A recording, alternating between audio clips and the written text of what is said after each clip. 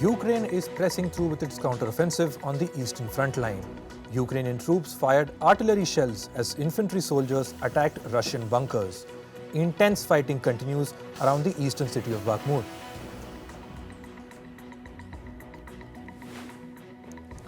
Life remains normal in Moscow after the Wagner Group stopped its rebellion against the Russian government. On Saturday, Wagner chief Yevgeny Prigozhin and his fighters mutinied against the Russian government. Wagner convoys were headed towards Moscow when a deal was struck. Under the agreement, the Wagner chief along with his troops will be given residence in Belarus.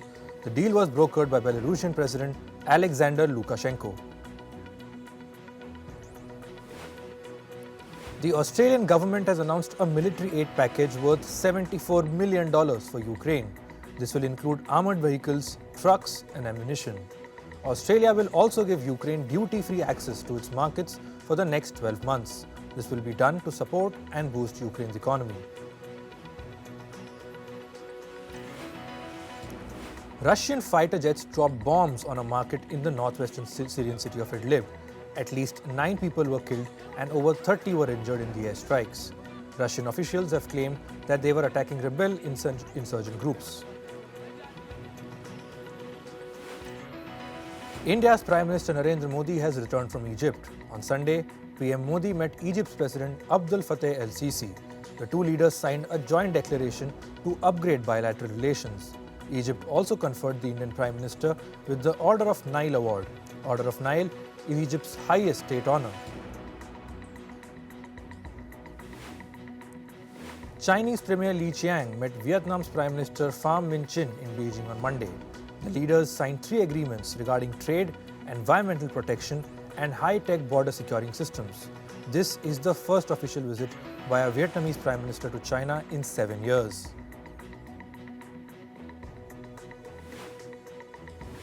Meanwhile, New Zealand's Prime Minister Chris Hipkins also arrived in China's capital Beijing. This is his first visit to China since becoming New Zealand's Prime Minister in January this year. Hipkins was invited by Chinese Premier Li Qiang. Mongolia's Prime Minister has also arrived in Beijing.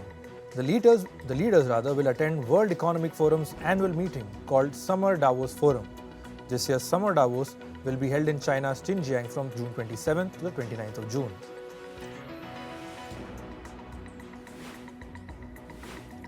Over 1,500 people protested outside NATO's Ramstein Air Base in Germany. They called for peace and demanded the withdrawal of the US military from German bases. Currently, over 15,000 US military personnel serve in Ramstein. The Ramstein Air Base is the largest US military base overseas. Greek Prime Minister Kyriakos Mitsotakis' party won the general elections on Sunday. Mitsotakis' Conservative Party won with a landslide margin. He will now serve as the Greek Prime Minister for another 4 years. Former US President Donald Trump held an election rally in the state of Michigan.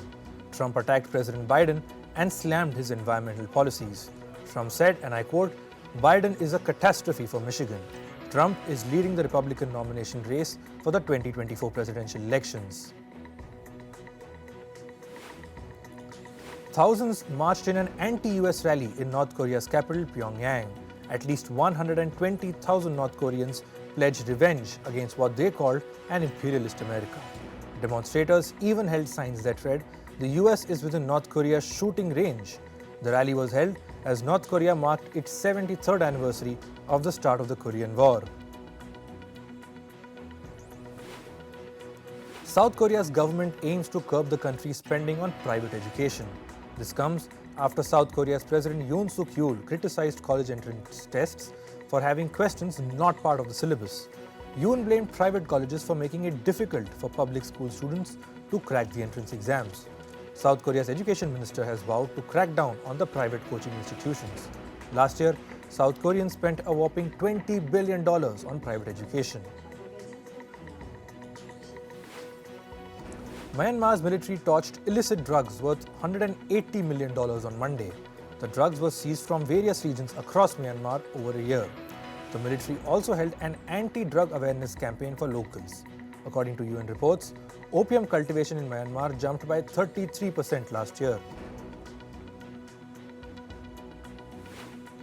Moving to climate, Montreal city has recorded the worst air quality in the world due to smoke from the Canadian wildfires. The Quebec province issued a health advisory as air quality dropped to unhealthy levels. Officials urged the residents of Montreal to stay indoors. Currently, there are over 80 wildfires in Canada's Quebec province. Canada will deploy additional firefighters in Quebec to control the flames. Spain is scorching under a severe heat wave. Barcelona residents cooled off at the beach after temperatures crossed 40 degrees Celsius. The Spanish weather agency has estimated the heat wave to last until Wednesday this week. Spain has recorded its hottest spring this year since 1961. The UK is also witnessing a heat wave. Residents in southern England flocked to beaches as temperatures crossed 30 degrees Celsius. Brighton city officials even encouraged residents to cool off in the beach waters. Torrential rains have caused floods in China's southern provinces. Firefighters rescued at least 17 people stranded in floods in China's Anhui province. Chinese officials have sounded a flood alert in the southern region through this week. At least 2 people have died in floods in the South American country of Chile. Over 400 homes have been swept away in landslides caused by heavy rainfall. The government has declared a flood emergency in Chile's central regions. The torrential rains just come weeks after Chile witnessed a severe drought.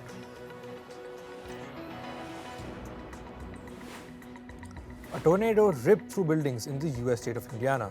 At least 1 person was killed as powerful winds decimated houses. Several others were injured as the twister flung debris of buildings into the air. I think it's going to miss us. Hundreds of anti-coal activists marched in Germany's eastern regions. The protesters demanded an early phasing out of coal in order to comply with the Paris Climate Agreement. They also demanded the government to restrict coal mining to 205 million tons by 2038. In business, a German public sector union has called for a 48-hour strike at Amazon facilities. This is at warehouses in the country's eastern city of Leipzig. The workers are asking for a collective labor agreement. This includes increasing wages by nearly $3 per hour for 12 months. They also want a $270 wage hike for apprentices. Belgian authorities have ordered cryptocurrency exchange Binance to cease operations in the country. It has been accused of providing services in Belgium from countries that are not members of the European Economic Area. This is the latest blow for the crypto firm. Earlier this month, US authorities sued the company over illegal business practices. Key investors have resigned from the board of India's most valuable edtech startup, Byju. This includes investment company Firstpost and Facebook-owned Chan Zuckerberg Initiative. Representatives of Peak 15 Partners, which was formerly known as Sequoia India, have also left. This comes shortly after the departure of its auditor Deloitte. Indian technology firm Infosys has signed a contract with Denmark's Danske Bank. This is worth over $400 million. Infosys will help digitize the bank's core business and add more cloud and data facilities to it. The IT firm will also acquire Dance's IT center in India. The Organization of the Petroleum Exporting Countries, or OPEC, expects global oil demand to rise to 111 million barrels per day by the year 2045. This is 23% higher than current levels. The prediction is according to OPEC Secretary General Haitham Al-Ghais. He said this during a conference in Malaysia. Rating agency S&P Global has cut its China GDP forecast for this year. It now expects the region to grow by 5.2%. This is lower than a previous forecast of 5.5% growth. S&P said, and I quote, "China's recovery should continue, but at an uneven pace, with investment and industry lagging." The Australian unit of PricewaterhouseCoopers has entered an agreement with private equity firm Allegro Funds. This is to divest the unit's federal and state government business. PwC will sell the businesses to Allegro for $1 Australian or 67 cents. This comes after the auditing giant was accused of leaking confidential government data to corporate clients. A Nigerian artist is using augmented reality software to breathe life into his paintings. This includes using music, voiceovers, or 3D animation. Visitors at his art studio use smartphones to scan a barcode. This allows them to interact with the displayed artwork. The European Union and Facebook parent Meta will test the EU's content rules in July. The EU industry chief Thierry Breton said in a tweet that about 1,000 Meta employees are working to implement the Digital Services Act. This is after Breton had earlier demanded that the social media giant protect children from harmful content on its platform. Japan's military is testing Elon Musk's Starlink satellite internet service. The country's self-defense forces have been testing the network for their land, sea, and air forces since March. Reports say it is aiming to officially adopt the technology from April next year. Moving to sports, in cricket, selectors have dropped Indian top-order batsman Cheteshwar Pujara for the two-test tour of the West Indies in July. He was dropped owing to poor form after scoring just 211 runs in his last 6 test matches. Ruturaj Gaikwad and Yashasvi Jaiswal have made the cut after their stellar performances in this year's IPL.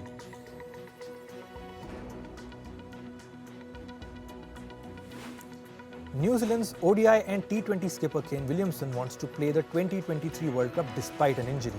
The 32-year-old sustained an injury to his right knee while fielding for Gujarat Titans during an IPL match this year. Williamson said he was making progress in his recovery. German midfielder Ilkay Gundogan has joined La Liga club Barcelona on a 2-year deal. He has joined Barcelona on a free transfer from English club Manchester City. Gundogan's release clause has been set at around $435 million. The 32-year-old had an incredibly successful spell at Man City last season. Mexico's Concacaf Gold Cup opener has come to a great start. Mexico defeated Honduras 4-0 in the group stage on Sunday. Led by interim coach Jaime Lozano, the revamped Mexico team scored in less than a minute to the game. The win has left Mexico on top of Group B of the tournament. Mexico will now face second-placed Haiti on Thursday. In football, Premier League club Chelsea has agreed to sign Villarreal's Nicolas Jackson for over $39 million. The Senegal international is poised to join Chelsea on an 8-year deal. Jackson had been a La Liga sensation last season, scoring 12 goals in his 26 appearances. He had also attracted interest from Aston Villa and Everton, but Chelsea won the race for his signature.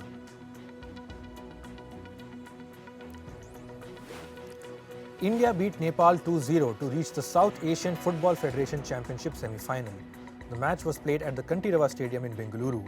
Indian skipper Sunil Chhetri scored his 91st international goal in the 62nd minute of the match. Naore Mahesh Singh scored the second goal for India in the 70th minute. In tennis, Carlos Alcaraz won the Queen's Club title. With this win, Alcaraz has regained the world #1 position. This was his first ever grass title at Queen's in London. The 20-year-old Spaniard beat Australia's Alex de Minaur 6-4 and 6-4 to claim his 5th title of the season. In golf, India's Diksha Dagar clinched the Tipsport Czech Ladies Open on Sunday. This was the 22-year-old's second Ladies European Tour title. Dagar won her first Ladies European Tour title back in 2019.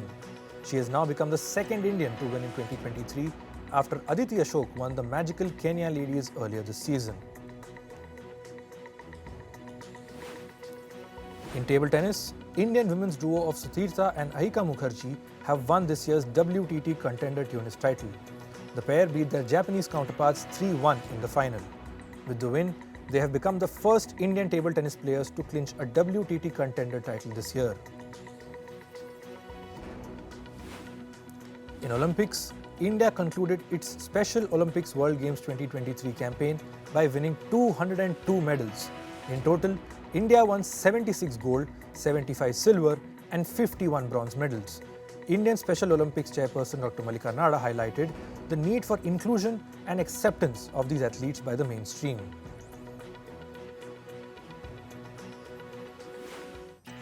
In entertainment, Amber Heard has made her first appearance after her highly publicized trial against ex-husband Johnny Depp. The actress walked the red carpet at the 69th Taormina Film Festival in Italy. She was attending the premiere of her upcoming film, In the Fire. The actress was last seen in Zack Snyder's Justice League. Tom Cruise starrer Mission Impossible Dead Reckoning Part 1 has premiered in London. Cruise was joined on the red carpet by his co-stars Simon Pegg, Hayley Atwell and Rebecca Ferguson. Mission Impossible Dead Reckoning Part 1 is the 7th film in the hit franchise. The full movie of DC's The Flash has been leaked on Twitter. The development comes just 1 week into the theatrical run of The Flash. The Super Mario Bros. Movie suffered the same fate of leaking onto Twitter when it released in April.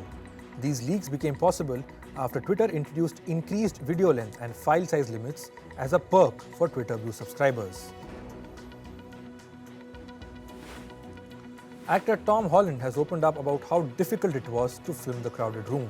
He added that it affected his mental health. He said, and I quote, "It's no secret that my show has been horribly reviewed." Holland joked that his resilience to the criticism stems from being a fan of the Tottenham Soccer Club, as they have never won anything. The TV series Warne, which delves into the life of the late Australian cricketer Shane Warne, premiered on Sunday. However, the first episode has received significant backlash on social media. The backlash comes because of a few scenes concerning his relationship with British actress Elizabeth Hurley. Warne died of a heart attack in March 2022 while vacationing in Thailand with his friends. Rapper Young Thug has released his new album from US's Fulton County. Thug has been imprisoned in the Fulton County jail for over a year now. The album, Business is Business, was released on 23rd of June at midnight. It contains 15 tracks and features from Drake, Lil Gotti, Lil Uzi Vert, 21 Savage and others. Quavo and Offset teamed up for a Migos reunion at the BET Awards, and it was an emotional comeback. The rappers took the stage at the Microsoft Theatre in Los Angeles on Sunday. They paid tribute to their former bandmate Takeoff, who died in November. Sunday night marked the first time the two performed together since Takeoff's death. Hollywood actors Ryan Reynolds and Rob McElhenney are joining an investor group taking a 24% equity stake in the Alpine Racing F1 team. The $218 million deal values British-based Alpine Racing at around $900 million following the investment. Alpine finished 4th in the championship last year and are currently 5th after 8 of 22 races. Solange Dekker of the Netherlands has claimed the title of Miss International Queen 2023. The Netherlands made history by emerging victorious over 22 contestants, claiming the crown for the first time. Following closely behind, Singapore and the United States secured 2nd and 3rd place respectively in the competition. And finally, Olympic gold medalist turned Hollywood stuntman Dean Smith has passed away aged 91. Smith died at his home in Breckenridge, Texas after a battle with cancer. Smith was born in Breckenridge on the 15th of January in 1932. He earned the All-America honors in the 100-meter dash in 1952.